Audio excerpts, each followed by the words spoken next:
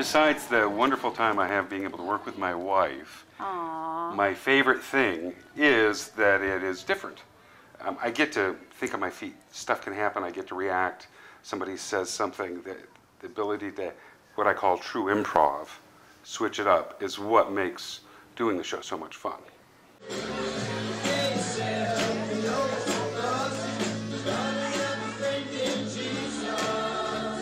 let's give it up for the band one more time. Every night is different because we have our shtick that we do, but we also depend greatly on the crowd. So if we have a really boring crowd, we have enough stuff to make it interesting. But if we have anything we can have fun with the crowd, them being involved, that makes it that much better. And it makes it different, which makes it easy to do the same show over and over and over again because it really isn't the same show. It's unique every night.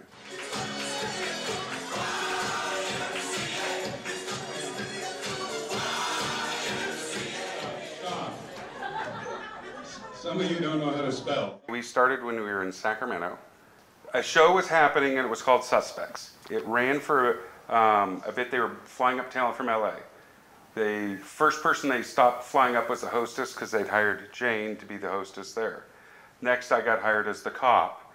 And the trouble was we were doing scripts that were being sent up from LA, but they were for weekends. And our show there was a 3-hour event. So you have a 72-hour script for 3 hours. So we were amending, editing, fixing, writing, going, this doesn't work, that doesn't make sense. Eric's always read murder mysteries, and we just have that kind of brain. And then it became easier to write our own scripts instead of... Because we were editing, trying to make this thing, squish it into this 3-hour timeline. Then it was like, why even edit? That takes more time than writing a script. There was no comedy in those scripts. They were just all murder mystery. No, this was not. No sound effects, no comedy. None of that. So started interjecting a little more fun, making fun with the people, and then noticing that people said some really awesome stuff and then highlighting that. What do you do for a living? I bartend here in Las Vegas. Awesome. Now, Tim, how did you feel when Ivan picked you out as a psychotic murderer? That was a racist. It was racist, all right. And do you think you look like a killer? No, I think I look adorable. Well, we'll see about that. So then I started directing the show, even though it wasn't my show. So for 4 of the 5 years, it was basically our creation and grew it into what it was and what it kind of still is there. And then we've moved on to where we are.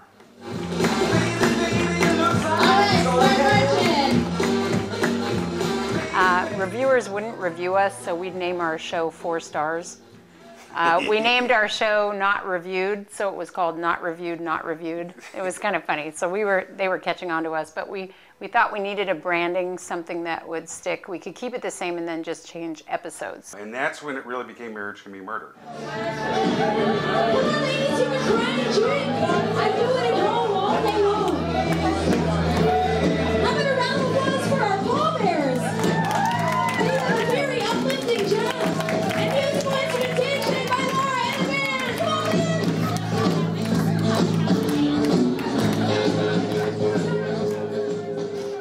You have to really be a study of your audience and know them. So if they're a softer crowd and they're maybe not as loud, you need to kind of get into their space a little more. So even though we have this kind of light script, instead of just doing the same thing every night, we're kind of moving towards them or away from them depending on them. So I think that's kind of different.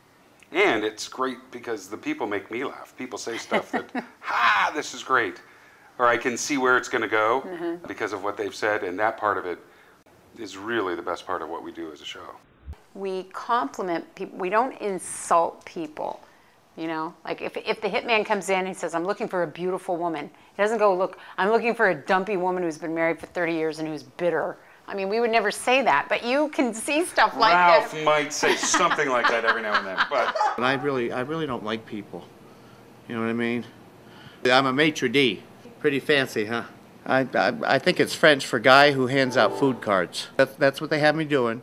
Handing out food cards and then talking to people, and these women keep coming up and hitting on me all the time. I feel like a piece of meat, What do they do to you? They touch me. They touch me in parts that I haven't been touched in years by somebody else.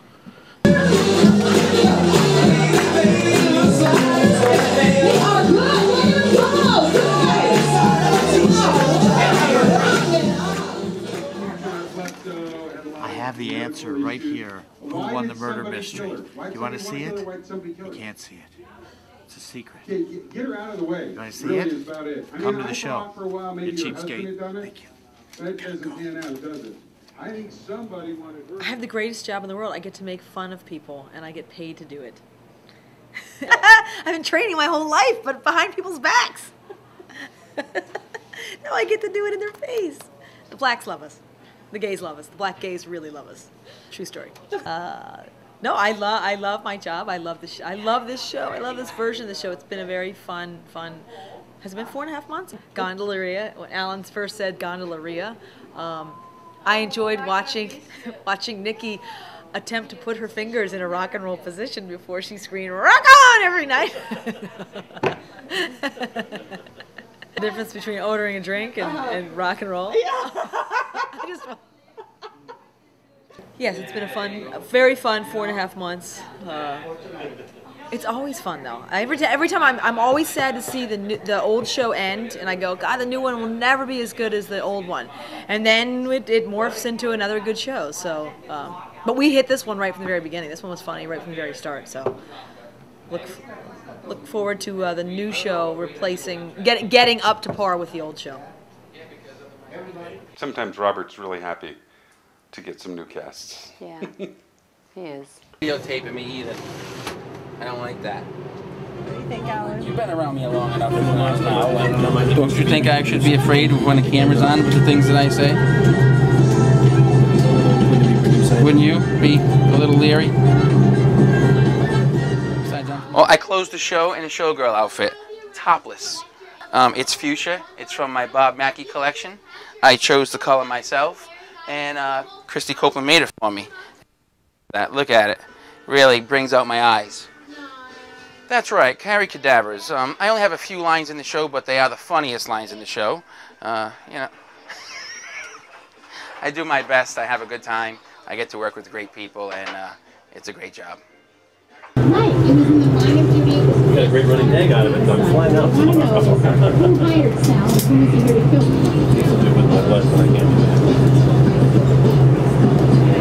See, I'm recording him now. See how that red light went on? That's good.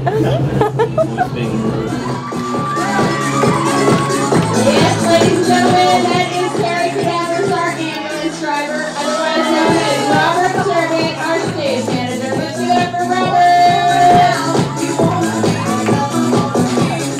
Yeah, congratulations. All right. The ability.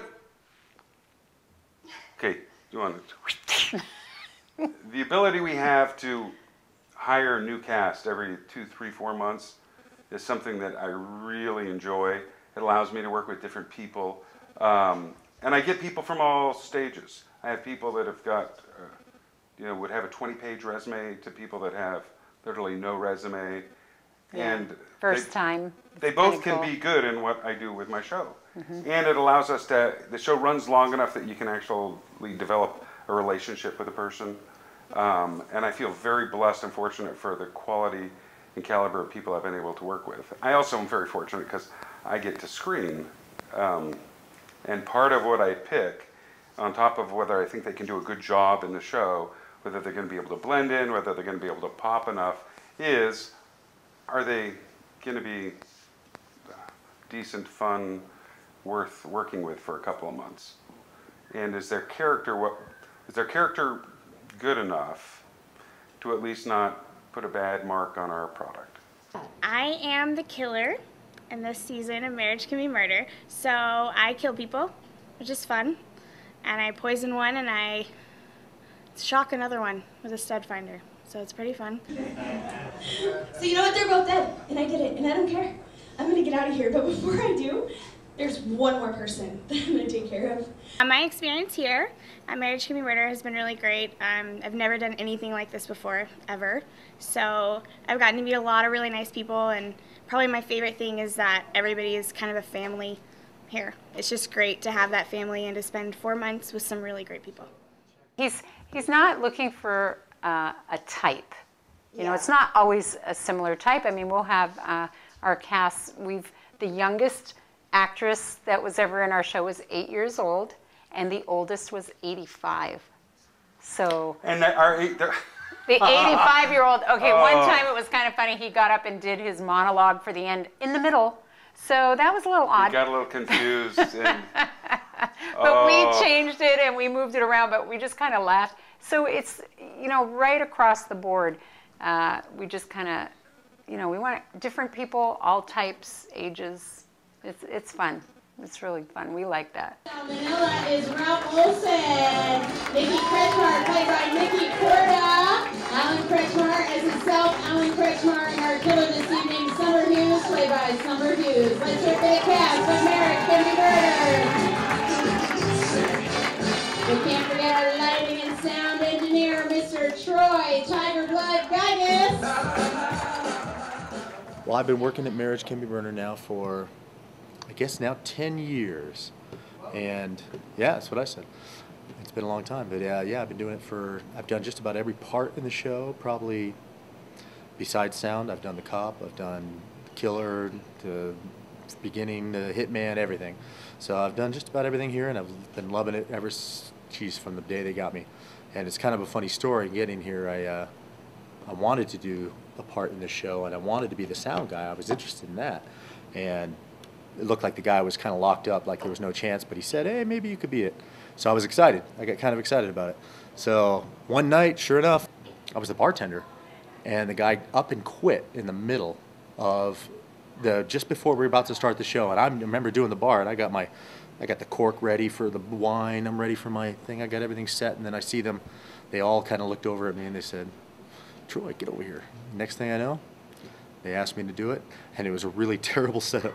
Like 3 CD players, CDs, you had to find where everything was. It was like slow. Oh my God, it was the slowest thing I'd ever seen. And so it was funny to start, and it was pretty bad. But after that, about a month or 2 after that, I said, hey, let me get a computer, let me do it right. And next thing I know, I'm the sound guy for the show. So it's been nice. We don't just have, I mean, we have some really great cast members that stay with us forever. We love them. You know, we have our stage manager, Robert, we have Troy and Paul in sound, and, you know, Ralph that does him. But we change our cast, and I love hiring people. How do you feel about every night they say you're going through midlife crisis? How do you feel about that? Well, I guess you shut the barn door after the horse has already left, in my case. The giddy up and go got up and went. Okay. The hitching my get along got unhitched.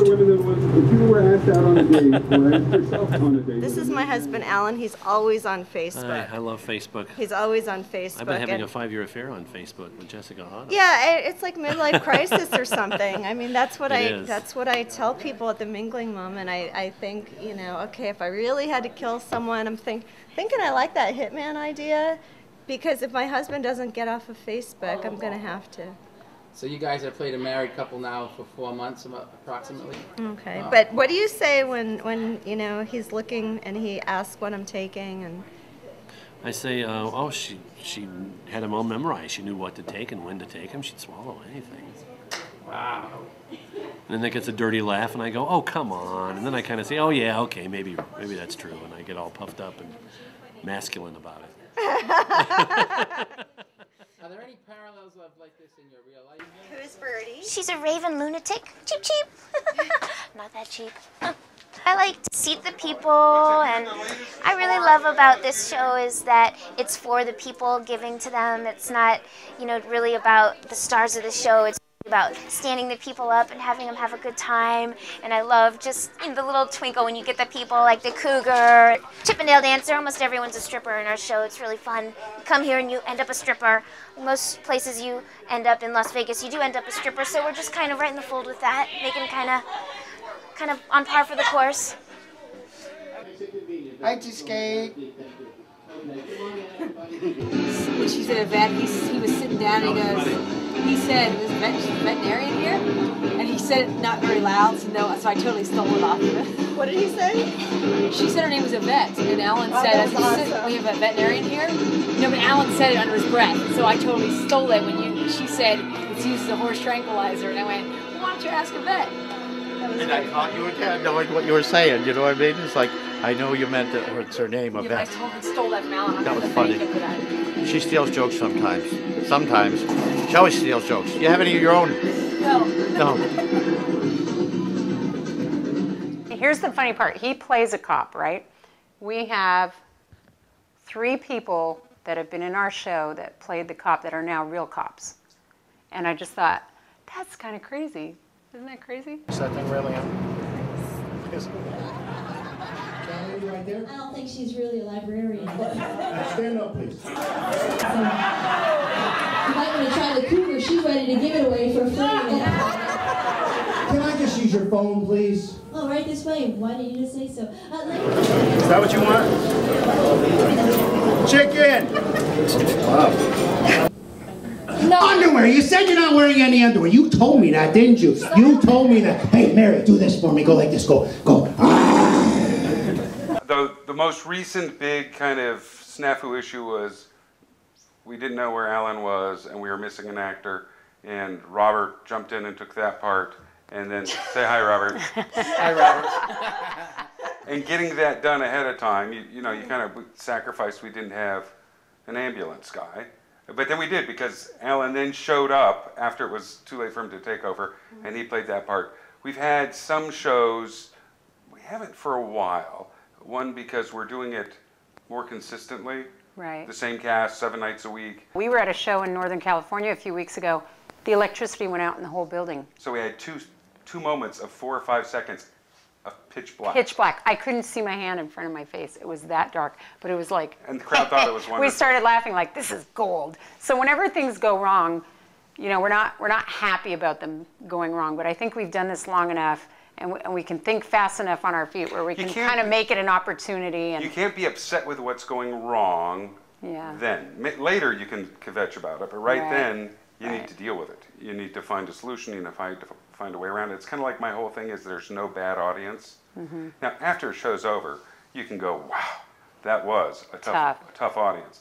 But if you call a bad audience, oh, they're bad, while you're in the show, you've just given up changing and adjusting and doing what you could do to reach that audience, and that's your job. How's the show going? It's going great, as always, you know, because Eric tells us there's no bad crowds, only bad actors. It's been directed for 22 years. A big part of the business, our business, especially comedians, if they don't get the laugh they're used to, it's instantly the audience's fault. Oh. Or ooh, and that drives me crazy because no, hello, your job, make them laugh. You've got to kind of look at the dynamics that you have, realize, like Eric said, some jokes, we know they're funny. So if you get a little ha ha ha, and you've had a screaming laughter the night before where a guy's crying, it's so funny, then you know it's probably somewhere in between. And just, you know, when people groan, we know it's not funny. But, you know, as far as having them laugh, and, you know, we usually do pretty good. People laugh, right? I like you still make me laugh. Hello, everybody, and welcome to Marriage Can Be Murder. My name is Lola. Everybody say hi, Lola. Hi. Now I want to get to know each and every one of you. So on the count of 3, everybody just shout out your names. Are you ready? 1, 2, 3. Okay, good. I got them. Good. Now here's the really good news, Mark. Just like the Chicago Police Department, you can drink on the job. Works for me too. So do you think you can handle it? Oh, I can. Let's all salute Mark. We were about to die. Salute you. Thanks for volunteering. Mark. Good. Get the people that are sure the person in the room is an actor, because no one real would say what that person just said. And they're just a person in the show. Yeah. That's what makes it fun. We like that. All right, welcome back. Yeah. Awesome. Well, hello. Happy anniversary. How long has it been? 10 years. Wonderful long. Oh, wonderful long. Same guy.